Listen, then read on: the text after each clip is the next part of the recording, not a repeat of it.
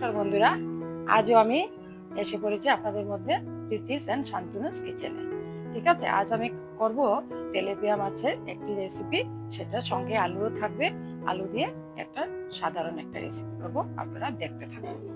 আমার গরম হয়ে গেছে, মাছটা ভাজার জন্য আমি তেল দিয়ে দিলাম। দেখুন, এখানে আমি 6 পিস মাছ নিয়েছি, 2খানা লেজ নিয়েছি, 4টে পিস নিয়েছি। ঠিক আছে, এই 6খানা মাছে আজকে আমি রান্না করব, আপনারা দেখতে থাকুন। আর সঙ্গে নিয়েছি, এই দেখুন, এইভাবে আলুগুলোকে কেটে নিয়েছি, বেশি ভারী ভারী করিনি, হালকা হালকা করে আলুগুলো কেটে নিয়েছি। আর সঙ্গে থাকবে এই যে কুচানো পেঁয়াজ, আর এই গ্রিন চিলি, আর এই দেখুন একটু আদা বাটা আর রসুন বাটা, এই দিয়ে করবো। আর সঙ্গে তো হলুদ, লবণ, জিরে, ধনে এসব থাকবেই। এখন আমি দিয়ে দিচ্ছি, দেখুন, মাছ মাখার জন্য 1 চামচ হলুদ গুঁড়ো,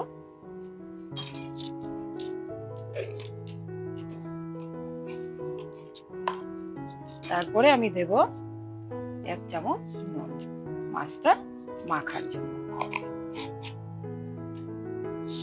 খানিকটা সর্ষের তেল দিয়ে দেব যে মাছটাকে মাখার জন্য। দেখুন, আমি হাত দিয়ে মেখে নিচ্ছি। এই যে সুন্দর করে উল্টিয়ে পাল্টিয়ে ভালো করে মাখতে হবে। এই দেখুন আমি কিভাবে মাছগুলোকে মেখে নিচ্ছি।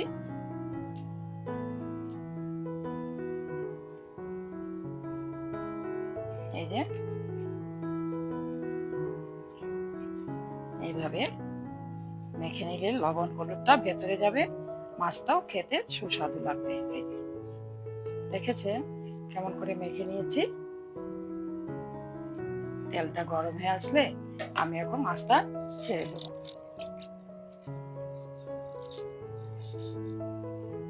বেশ তেলটা গরম হয়ে আসছে, এখন মাছটা ছেড়ে দিয়ে ভেজে নেব।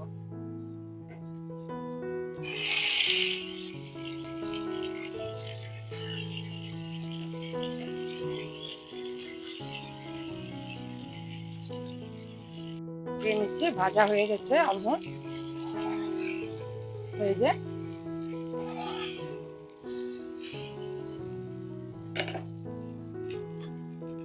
সঙ্গে যেগুলি আছে সেগুলো দিয়ে দিচ্ছি।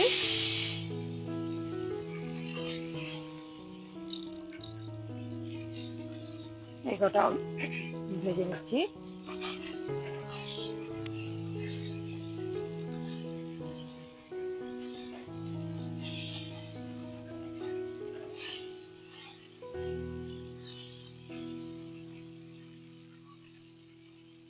এই যে ভাজা হয়ে গেছে, এই যে উঠিয়ে নিয়েছি।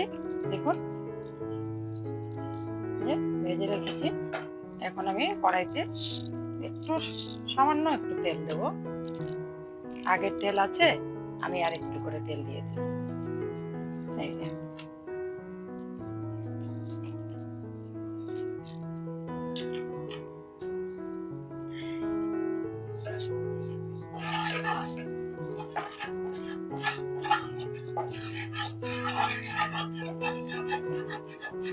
আলুগুলি দিয়ে দিচ্ছি। তেলটা গরম হয়ে আসছে,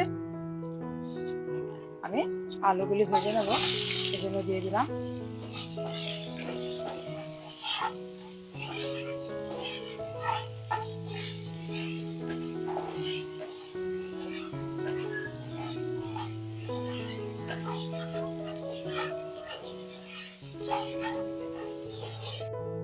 পেঁয়াজ কুচানো ছিল, এই যে কুচানো পেঁয়াজটা দিয়ে দিলাম। দেখুন, তারপরে আদা রসুন, এখানে আদা আছে ছেঁচানো আর রসুন আছে। হ্যাঁ, এটা দিয়ে এখন আমি একটু সাঁতলিয়ে নেব, যাতে রসুনের আর আদার কাঁচা কাঁচা গন্ধটা যাতে না থাকে, সেজন্য আমি সাঁতলিয়ে নিচ্ছি। ঠিক আছে, এখন আমি এদিকে কি করব, একটা বাটিতে দেখুন আমি কতটুকু পরিমাণে কি কি মশলা দিচ্ছি সেটা আপনাদেরকে দেখিয়ে দিচ্ছি। দেখুন, এইটুকুনি হলুদ দেবেন। যেই পরিমাণে মাছটা হবে, তরকারিটা যে পরিমাণ সবজি থাকবে, কিন্তু শুধু আলু, সেই জন্য মাছের সঙ্গে মিলিয়ে এই যে এইটুকু ধনে দিলাম, আর একটু দিলে দিতে পারে এই ধনে গুঁড়ো,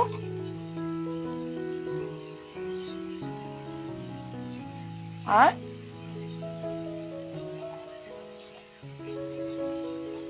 এইটুকুনি জিরের গুঁড়ো দেবেন। ঠিক আছে, এখন দেবেন লঙ্কা গুঁড়ো।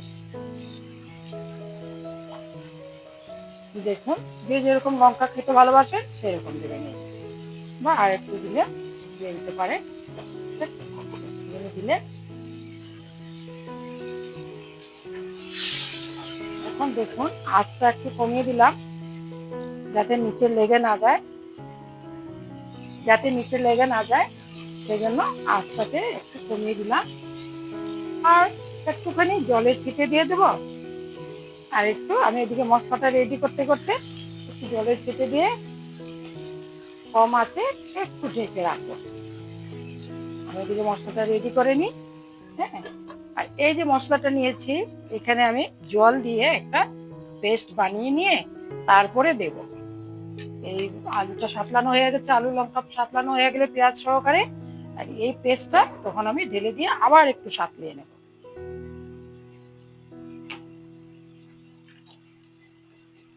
এই যে দেখেছেন, এই যে পেস্টটা বানিয়ে নিলাম আমি হাতে।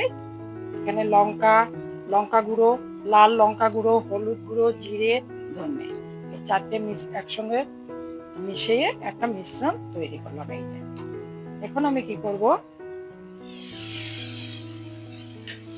মিশ্রণটা এখানে এই যে ঢেলে দিলাম। দেখুন, এই যে ঢেলে দিলাম। এখন আমি একটু আঁচটা বাড়িয়ে দিই।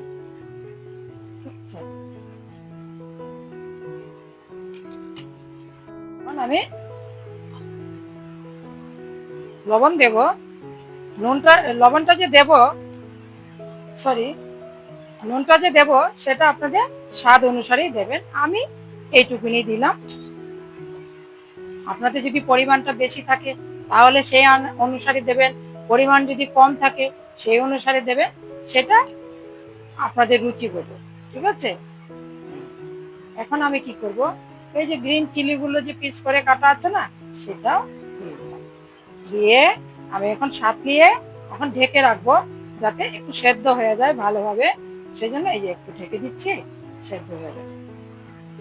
এই যে তরকারিটা শুকিয়ে কষিয়ে গেছে, জল বেরিয়ে এসছে।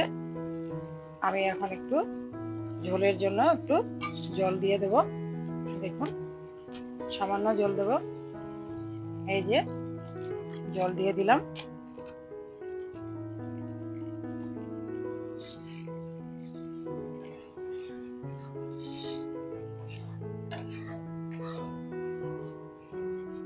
জলটা দিয়ে আমি একটু ঢেকে দিই।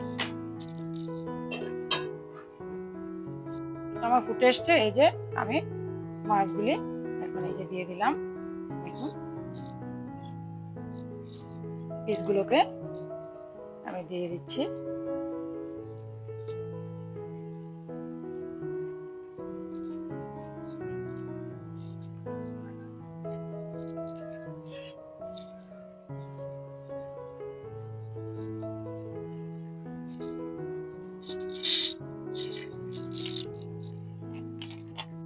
বন্ধুরা, এই যে আমার মাছ ঝোল হয়ে গেল, আলু দিয়ে তেলাপিয়া মাছের ঝোল।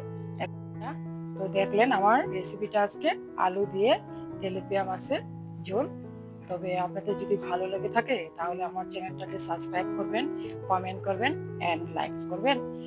আর আমার রেসিপি পাওয়ার জন্য অবশ্যই আপনারা চ্যানেলটা সাবস্ক্রাইব করবেন, তাহলে নোটিফিকেশনটা আপনাদের কাছে সবার আগে যাবে। ঠিক আছে, নমস্কার, সুস্থ থাকুন, ভালো থাকুন।